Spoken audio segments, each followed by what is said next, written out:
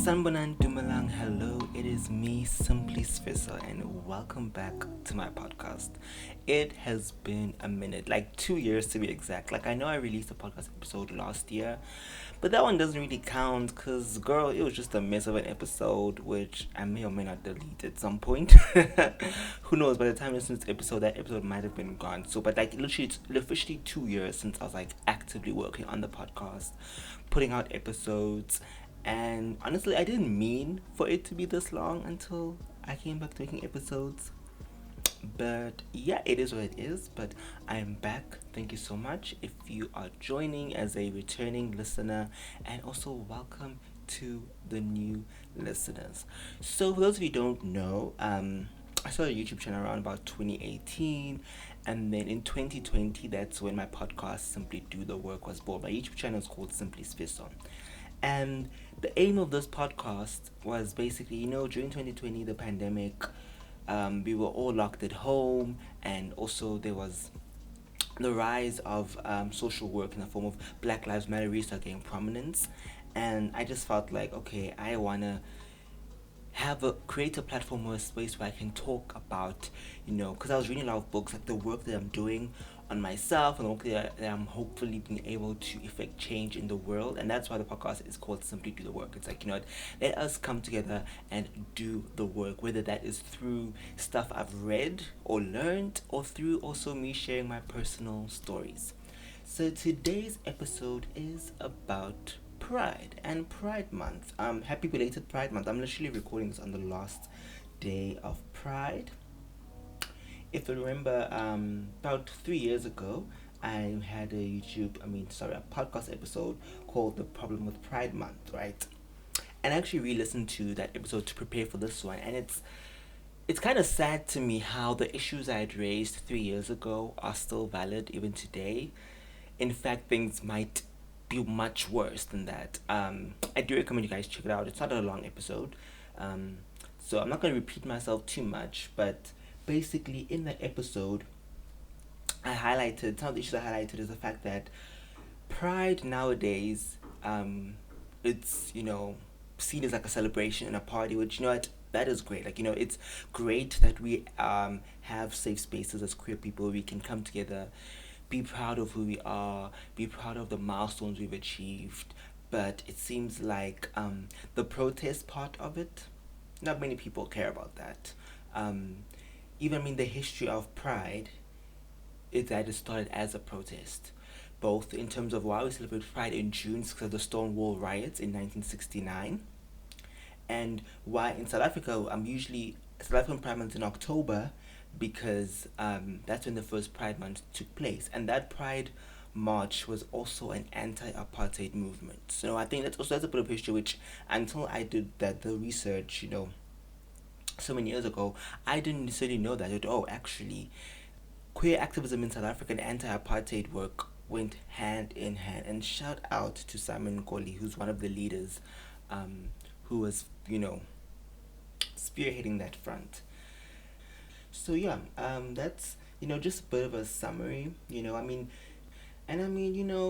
want to be totally cynical and act as if Pride. There's no point in celebrating Pride. Like I do think at the time when I recorded that episode, I was a bit more on the pessimistic side of things, but rightfully so, because today even like marginalized people, not just the queer community, but marginalized groups across the world, it's like rights are being stripped back left, right, and center. It's like instead of progress, things are going backwards, things are getting worse.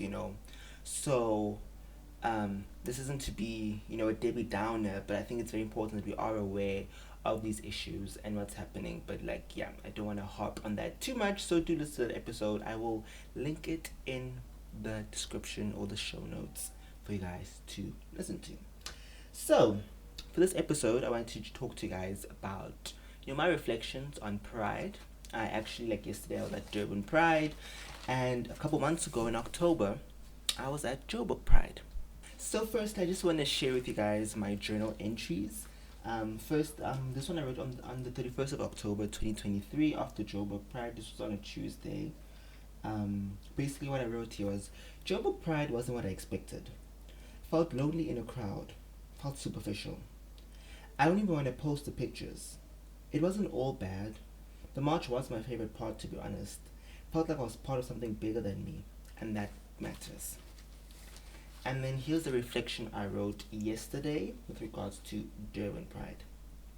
So I went to Durban Pride all by myself, which was a first. First Durban Pride, and first time going to a Pride event alone. I spent most of the day in my head, questioning why I still don't have any friends, why I ghost people and struggle to maintain intimate relationships. I decided not to open Grindr during the event so I can be present, but also I was feeling weirdly shameful. Also questioning my mental health and thinking about getting thrown out of Latinos and the assault and social that affected me. So, those of you may or may not know, I think I did discuss both incidents on the podcast. About I think 3 or 4 years ago, I went to a club in Pretoria, and at the time I was wearing makeup. I was looking good, feeling myself, and I got thrown out for what I presume is homophobia. And then also, I think this was 2 to 3 years ago. Um, Someone assaulted me because they thought I was trying to steal their man, and that's all I'll say about that. Right? So just giving you a bit of context, right? I'm now more afraid to be openly queer. I also want to combat that fear myself and push myself to be myself. And you know what? That's all I'm gonna read because the rest of the journal gets a little too personal. But yeah. So just reflecting on both Pride events, I will say it was quite different experiences. Joburg Pride is huge. Okay, it is probably like the biggest Pride event I've ever attended. And when I saw I felt lonely, that was specifically when because I'd met up with one of my friends there, right? And her sister. After they left, that's when the loneliness hit because the other friend I was with was like up and down doing the most, right? Even though I had met people there, it was just like I felt like I lost their car for a minute. I'm like, what am I doing here? Like, why am I here with all these people that I don't know? And I'm like, what's going on? I was like, I will say, I think at Joburg Pride, I overstayed my welcome. I think I should have, like, when my friend left, I should have also been like, you know what? It's been cute. I'm leaving too. So that's when the loneliness kind of hit. And I mean, even yesterday, right? When I went to Durban Pride by myself, I was feeling quite alone. But I mean, I did notice that there were other people who were walking by themselves during the march, right? And you know, after I got out of my head, I did socialize and mingle with some people. But it just got me thinking, and I've been thinking about this for a while about how if you're a queer person who's not necessarily into partying and grooving, it's kind of can be difficult to make friends. And especially I mean like make friends like since moving here to Durban, right? I've been in here for 6 months, right? Um, like now I've made a couple of friends, but it's quite difficult to meet other queer people. Especially, it's like I'm scared to go to the club by myself because, ciao.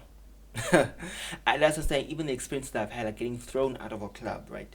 I think that definitely has made me a lot more reserved about going out, and even in terms of how I express myself now. I did notice that I'm no longer um being as openly queer in my, or let me say subversive of gender norms. But I thought, maybe it's just changing patterns, or just like a change in my preferences.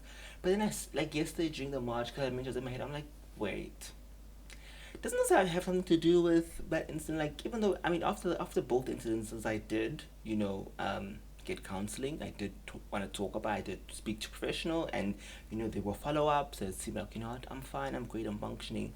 But I guess that's the thing about trauma is that it's not clear cut. It's not linear. Things pop up, and I think now that I'm aware of that, I know that, okay, this is something I'm gonna have to work on because I mean, it's one thing don't to express yourself well because that's what you feel comfortable with, but it's another to deny yourself because of fear, right? And just looking at there were so many beautiful people at both Pride events, but yesterday obviously is more fresh in my mind. There was just people just probably was just envious. And I'm kind of getting emotional right now. I don't know if you guys can hear my voice is getting a little shaky. But I was envious to see people just being themselves, just expressing themselves how they want to. And it's like, there's this fear that's holding me back. But we're gonna do the work. We're gonna do the work, and I'm just gonna share with you guys some of the things that I did for Pride Month this year to celebrate and commemorate. So first, I kicked it off with a Queerness Everyday Challenge, was brought to you by Queer Theology. If you guys have been here with me for, I've mentioned Queer Theology a lot. Like, they've really helped me on my journey, not only in terms of like my faith and spirituality, but even like my queerness. And so it was an everyday challenge with different prompts and tasks, and one of the tasks was like to have like a talisman, like something that you wear to be like visibly queer or to celebrate queer, or even if something that just only represents queerness. So I had like a little pin that has like a pride flag that I started wearing every day to work. And at first people didn't say anything. And then, I remember I had someone who noticed. I was like, "Oh, hey, I didn't notice your pin. Like, sorry, I never asked you what are your pronouns. I hope I haven't offended you," anything like that. And that was the moment I was like, "Oh, okay." It's just you know people who you, I guess you. I mean, not that I thought this person was homophobic, but like people who you never would have thought are clued in, or actually clued in and want to you know be inclusive. It's kind of like how I think I've mentioned before, how when people, a lot of people, when they ask about someone's, whether they're queer or not, it's usually not from a good place. It's not from a place of curiosity. It's not from a place of genuine interest. Usually, it's just from very malicious, weird place. Like, it's because it's always like, okay, what would you do with that information, right? If you want to know whether someone's queer because you just want to be in on the gossip, or because you want to bombard them with ridiculous questions, just leave them alone. But if you want to know so that you can be a safe space for queer people, power to you. By all means, I highly encourage that. And also, I've been trying to, now just to consciously, and even like I feel like I do support a lot of queer artists in terms of like music, books, and movies. But I took Prime Month as a chance to just be a bit more intentional and actively seek out queer musicians to listen to. Like, there's some of my favorite queer artists that I realized like they released albums like 2 to 3 years ago, which I still haven't listened to. I'm like, let's listen to these albums now. Let's listen to these albums now. Let us also just plug in. Um, yeah, that's just some of the things I did. And now I just want to give you guys a little bit of. I feel like I can't close this episode off without giving you guys a little bit of a mini life update, since it's been like 2 years since we spoke. So right now I am qualified medical doctor. Last time I was on this mic, I was still a medical student. I've been working for 6 months now. What a journey it's been. I think definitely I'll make another episode where I talk a little bit more about what the journey's been like so far. In terms of love life, still single, but still dealing with relationship problems, which you guys will find out about in future episodes. And yeah, I think those are just like the major events in my life. Obviously, life, there's always something happening. We're always going through it somewhere, somehow. But now you're probably wondering, like, what is in store for the future? So, this episode might have been a train wreck, might have been a mess all over the place, but I just feel like I just had to get it out as it is, because I feel like if I can actually show you, like, on my notes, there are so many episodes I did, like, I've been meaning to try to get back into making podcasts and stuff, but it was like number one, overthinking it, trying to make it perfect. I recently saw a post, I think it was a TikTok or an Instagram reel, where the person's like, thinking about doing the thing is not doing the thing. Planning to do the thing is not doing the thing. Talking about doing the thing is not doing the thing. Like, you need to actually do the thing. Excuse me, to do the thing. And I feel like I've been planning, I've been meaning to do, like, to get back into the podcast. But I was like, you know what? Let me just jump right back in. Because literally, even how I got into YouTube videos, like, I just started making videos.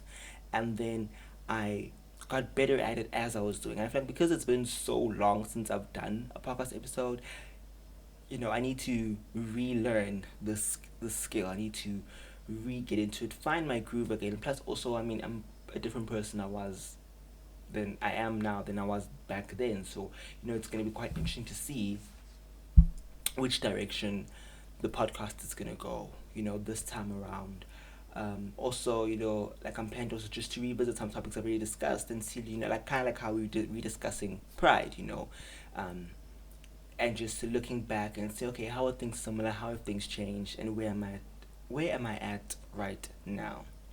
So future plans, planning to hopefully continue this podcasting. Like for now, I don't want to put too much pressure on myself. I told myself I can at least do one podcast episode a month, right? Ideally two, and then as I figure out a new routine, how can I incorporate this into my life, hopefully then I can start releasing weekly episodes. I also want to get back on my YouTube channel. The reason why I'm starting with the podcast only is because trying to make a YouTube video has the additional admin of like the visual component, and like I tried setting up a camera and everything. I was like, this is not looking good, and it's like, you know what? I don't want to overthink it. I like, as much as I do want to have grace for myself. That not everything I put out has to be perfect, but also I don't want to put out something that's gonna make me feel insecure or something that I feel like, okay, that was just trash. So hopefully within the next month, I'll also be able to figure out how to incorporate YouTube into it and what kind of content exactly I want to make for YouTube, whether we're gonna do just podcasts on YouTube and also like the audio version, or also whether on YouTube there'll be other videos that I make. But like, I'm getting ahead of myself. I just want to say thank you so much if you stuck around until this point. Please tell everyone that Simply Special's back. Okay, share the podcast with people. Tell them to start subscribing to the YouTube channel. Like, tell them content is coming soon, coming soon. I feel like I feel like like if you're into like stan culture, like everyone has had a point where like their favorite artist is like new music coming soon, and you don't know when soon is. Like sometimes it can be 2 months or it can be 3 years depending on who you stan. But like I feel like that's how I feel like content is coming soon. Okay, tell the girlies that Simply Spissa is coming. So secure your wig, sis.